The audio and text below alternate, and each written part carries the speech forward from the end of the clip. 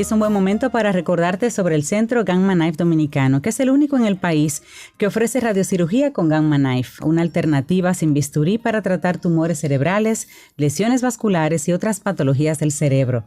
Contamos con tecnología de punta con el Gamma Knife Icon y un equipo de expertos, neurocirujanos, radiooncólogos y físicos médicos. Para más información visita la web gammaknifedominicano.com. Es cirugía cerebral sin bisturí, eso es un éxito. Así es. Y bueno, avanzando y aquí recibiendo personas interesantes. Y antes de agradecer a todos los Camino al Sol oyentes que están conectados con nosotros por las diferentes vías, desde Camino al Sol Radio, en YouTube, que incluso hay charlas. Sí, están escribiendo. Expresan opiniones.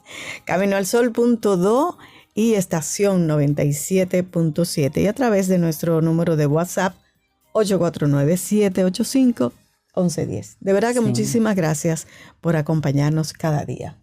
Y son las 8:27 y seguimos teniendo conversaciones interesantes. La reflexión del día de hoy estuvo muy relacionada con cuidar y con agradecer lo que tenemos y sobre todo con ser conscientes con las cosas que tenemos que pueden luego servirle a otros si las cuidamos y no las desperdiciamos. Y como que es el hilo conductor, pues es el momento propicio para tener esta conversación con Mariela Ortega. Ella es especialista en seguridad alimentaria y nutricional. Tenemos tanto que aprender con ella. Y vamos a hablar de desperdicios de alimentos, Mariela. Nosotros tenemos un máster en eso en este país. Bienvenida a Camino al Sol. Bueno, muy buenos días. Muchas gracias por la invitación. Y de verdad que este tema de desperdicio de alimentos es sumamente importante para tomar acción. Para poder tener como un contexto a los Camino al Sol oyentes, ya que introduje el tema, me gustaría preguntarte, ¿qué es exactamente, qué se considera exactamente un desperdicio de alimento?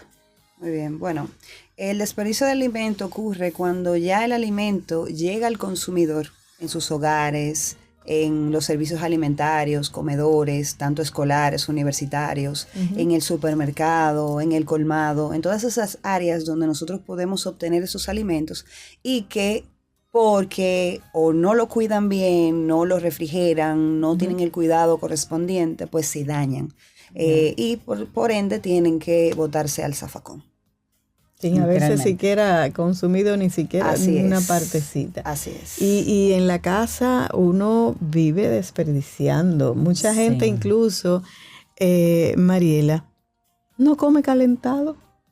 Y esa comida que quedó a veces mucha cantidad, se bota porque ni siquiera la regalan. Llámenme que yo me... Sí. ¿A qué tú crees que se debe esa costumbre de no como calentado?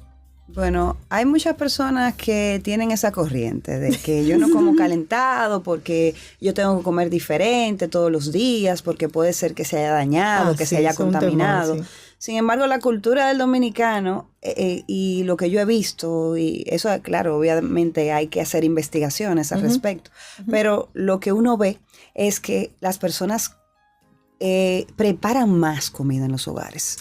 Porque siempre está a la espera de que alguien llegue a comer. Sí, eso es cultural. Entonces es un tema cultural que ha venido desde nuestros abuelos, bisabuelos. Por ejemplo, yo voy a hablar de mí, de mi hogar. Mi mamá vive conmigo y ella prepara comida y cuando tú ves hace varios platos y dices, ¿quién es que va a comer aquí? Entonces ella, lo que tú dices, no come calentado. Claro.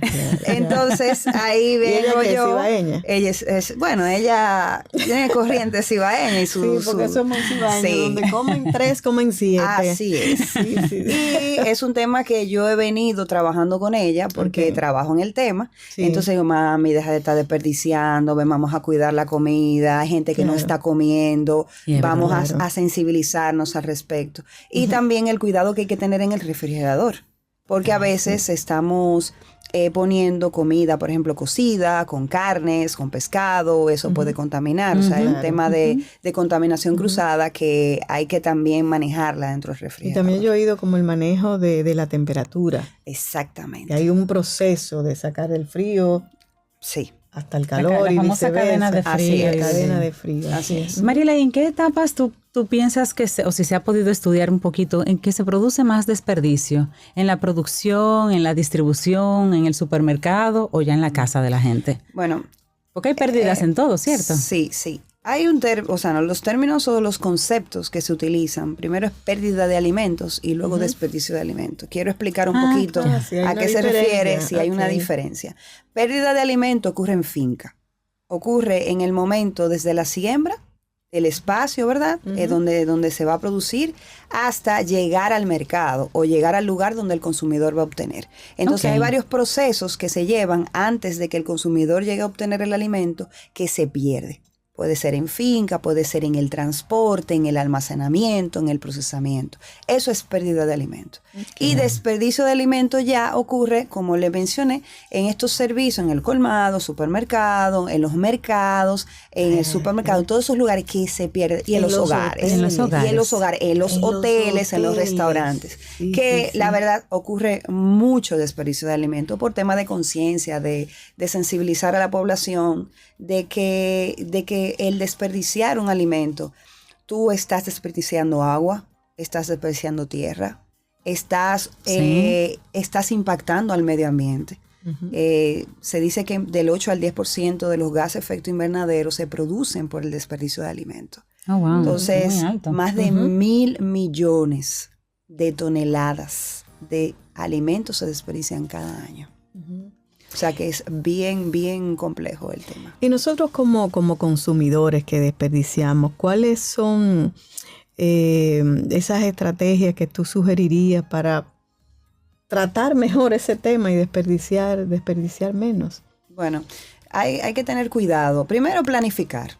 Hay que planificar lo que compramos. Ahí inicia todo un error de que, yo tengo que ir al supermercado o al mercado y no hago una lista de lo que en realidad... Si uno va con hambre, peor. No, sí, claro. Ahí va un tema ya de exceso, ¿verdad? De malnutrición en exceso, de que yo comienzo a comer y como de más. Pero hay que planificar lo que yo voy a consumir en la semana. Hay alimentos que no deben de comprarse para más de una semana porque se pierden, por ejemplo, los perecederos, que son los vegetales, las frutas. Hay que planificar qué yo voy a comer porque eso se tiende a dañar más rápido, porque perecen más rápido. Ahora hay alimentos secos, como el arroz, la habichuela, que eso tú puedes, en lugares secos, ¿verdad? Pueden durar mucho más tiempo. Entonces, primero planificar. Luego, en los hogares es importante siempre tener la nevera limpia para que no se contaminen los alimentos, organizarlo en los lugares para que no haya contaminación cruzada. Y planificar tu menú también de tu semana. Y hay que crear esa conciencia, sensibilizar a la población que mientras se están desperdiciando alimentos, hay otras personas que no están comiendo o están impactados o están en inseguridad alimentaria. Entonces, aquí el país, gracias a Dios, ha ido reduciendo la prevalencia de hambre o la prevalencia de subalimentación.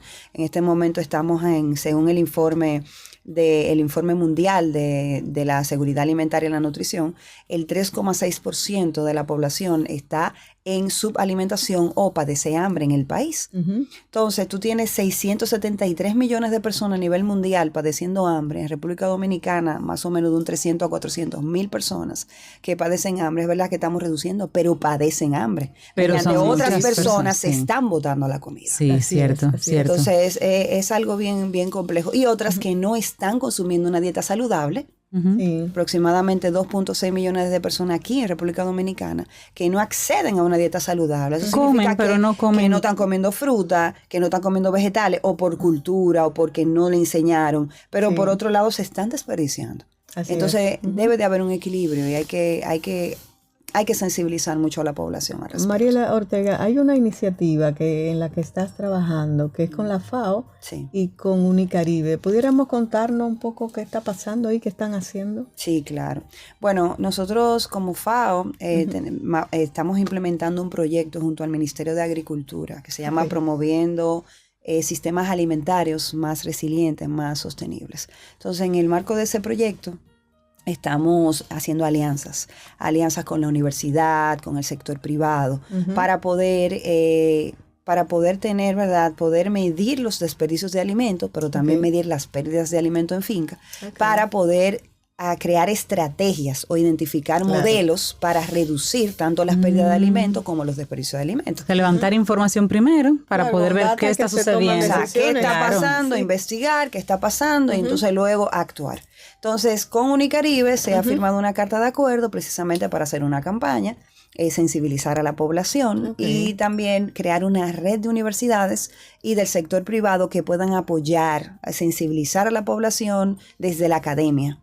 Y desde el sector turismo, hoteles, restaurantes, como decía. Un lugar, y también las escuelas, que es un lugar donde se ofrece, por ejemplo, más de 6,000 y tantas escuelas reciben el programa de alimentación escolar. Entonces es importante conocer si hay desperdicio de alimentos, cómo controlar esos desperdicios de la escuela y también medirlo, porque si no sabemos qué está pasando, ¿cómo le buscamos? No se pueden tomar medidas. Claro. Nosotros como personas individuales en la casa, ¿qué medidas podemos tomar para aportar nuestro granito de arena en el proceso? ¿Qué piensas tú que podemos, como un par de consejos, comenzar a crear mejores hábitos? Bueno, concientizar la familia.